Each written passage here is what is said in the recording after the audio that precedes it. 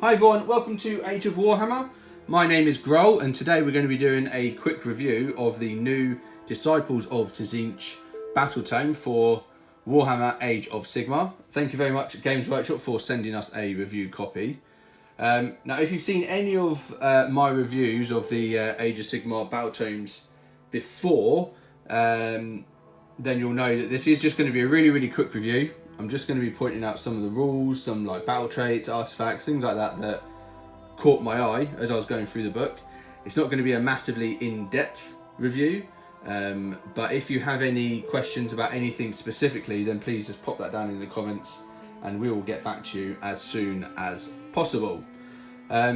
So, straight away, artwork is phenomenal. Anything that Games Workshop do, it always seems to look incredible. And this is the new Curseling model. I just love it. It looks really cool. Really nice addition to the army, this Curseling. We're actually going to go through some of the rules for him a little bit later. The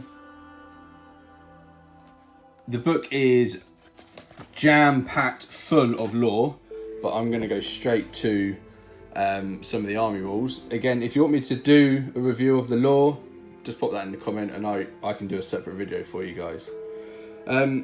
So, battle traits. The first one that kind of caught my eye, now it's got the Masters of Destiny, which is the whole Destiny dice. So you've got, at the end of deployment, roll 9 dice, put them to one side. These are your Destiny dice. Destiny dice can be used during the battle to change dice rolls. And it's got a list of all the things that you can use these for, which is pretty much everything. So if you really needed like a 6 save or something like that, then you know you can take one of those from your Destiny dice. Another thing I wanted to point out is this here, Summon Demons of Tzeentch, over on this side here. So they're basically, there's a table down here, fate points, and if you spend these fate points you can summon these demons. Now to get fate points, basically all it is that as soon as a wizard successfully casts a spell, you gain a fate point. That can be one of your wizards or one of your opponent's wizards, which is pretty cool. So if you've got a lot of wizards in your army, which I suppose you would if you're playing Tzeentch, but if you're fighting against an army that have also got a lot of wizards, then your fate points should start racking up quite quickly. I mean, it's going to take a lot to get to 30. That's an average of 5 per turn for 5 turns, and then you can bring on a Lord of Change, but then it's only going to be there for 1 turn, pretty much. But some of these lesser ones I think are really good. To add in an entire squad of Blue Horrors, Brimstone Horrors, some Screamers. So yeah, really nice. I love the whole summoning aspect of Age of Sigmar. Anything to get more models on the board, really. So I really like that. So on to the artifacts. What is it? You've got some command traits. You got artifacts of power. Where was the one that I really liked? Yeah, it's this one just here. Let me hold that in front of you there. So, Warp Fireblade. Now basically this just says, pick one of the bearer's melee weapons. If the unmodified hit roll for an attack made with that weapon is 6, that attack causes 2 mortal wounds to the target in addition to any damage it inflicts. So I really like that, because you're going to roll 6s at some point during the game, and just dishing out 2 mortal wounds on top of any other damage I think is really nice. Anything to just cause mortal wounds really is good in my opinion, because you know most of the time they cannot be saved. There's very few units that can actually save from that. Cool, so next up, let me just check my notes. So spell laws. Now one of these, which is actually the first one, really took my eye. So it's called Arcane Suggestion. Spell casting value of 8, range of 18 inches. And basically, if you are successful, you can pick one of these. So you got It's Hopeless, drop your weapons, and kneel. And that is the effect that you have on the enemy unit that you target. So You can either, this unit cannot issue or receive commands until your next hero phase. Subtract 1 from hit rolls and wound rolls for attacks made by that unit until your next hero phase.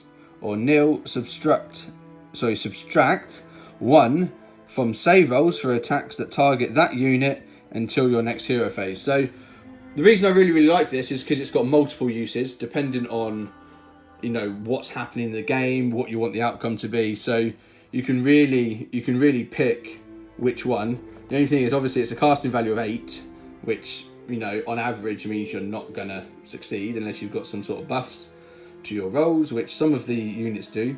You get to re-roll and things like that. But 8 is quite a tough spell to get off. But no, I really like that one. As I said, it's got multiple uses.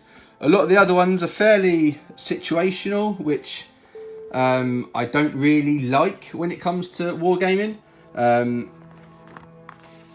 Mainly because, you know, that situation is probably not going to come up.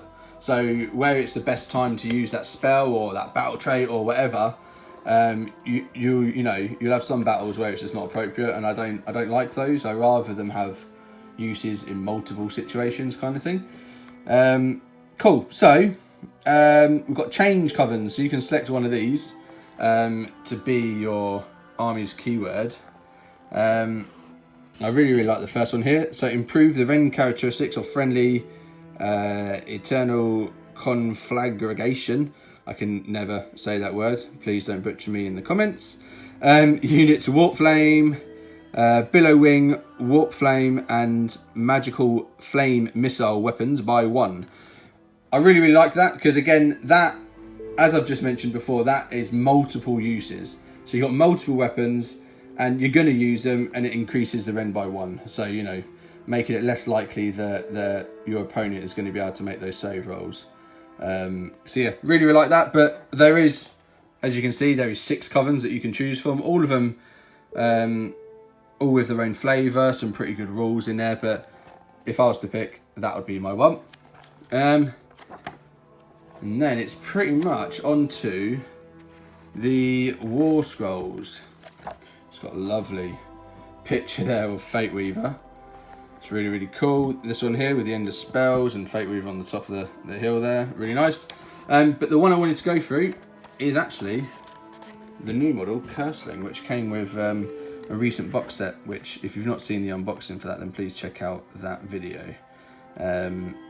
Cool, so the Curseling. I quite like this guy. He's not incredible, he's not game changing or anything, but he's quite solid.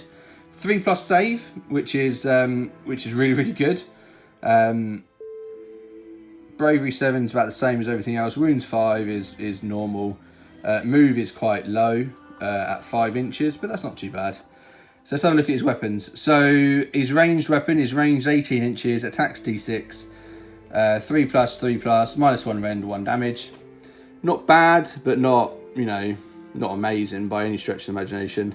Even if you get, you know, 6 attacks, you're hitting, what, 4 of them, and then you're wounding maybe 2.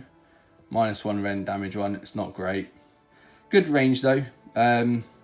Melee weapons. Now there's a blazing sword and the staff of Tzeentch. I can't for the life of me work out, and if anyone else knows, then please pop that in the comments. I don't know why you'd ever pick to choose the staff of Tzeentch to attack with.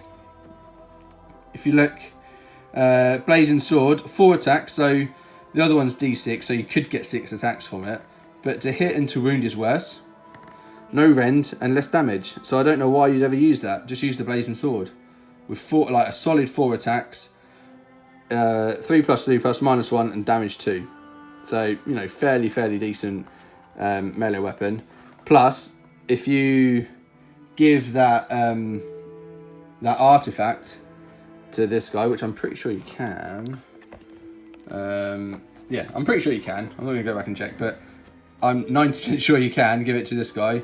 6s cause 2 mortal wounds. So, you know, you're going to get a few with 4 attacks every battle round. So that's really nice. Obviously, it's a wizard, can do 2 spells and unbind 2 spells per turn, or attempt to rather. You can re-roll unbinding and dispel rolls for this unit, which is really nice. Now this one I really like, the Vessel of Chaos. So if this unit successfully unbinds a spell, it can immediately attempt to cast the Glean Magic spell, which is this one here across. So Glean Magic is a spell that has a casting value of 4. So I mean, you're gonna succeed in that most of the time. If successfully cast, pick one enemy wizard within range and visible to the caster. Pick one spell from that wizard's war scroll that is possible for this unit to cast. Roll a dice on a 2+. So again, more than likely going to happen. The caster knows that spell for the rest of the battle. So I really like that. So I mean, you could end up picking up some really nice spells from your opponents, which really could change completely how you fight. So I really like that. I really like that they can learn spells from your opponents.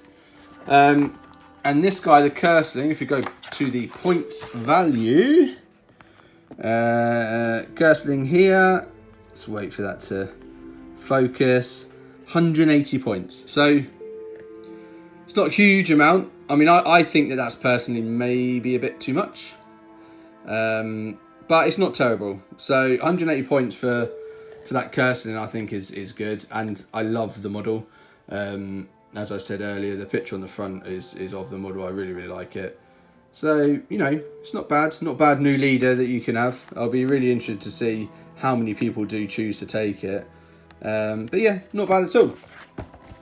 So that concludes the really quick review for today. As I said earlier, if you've got any questions or want me to, you know, specifically look at any other war scrolls or anything like that, then please just pop that in the comments below. Please consider liking and subscribing to the channel, and turn your notification bell on, because we've got a lot of content coming out very soon, so you can keep your eyes peeled for that. Thank you very much for watching, and take care.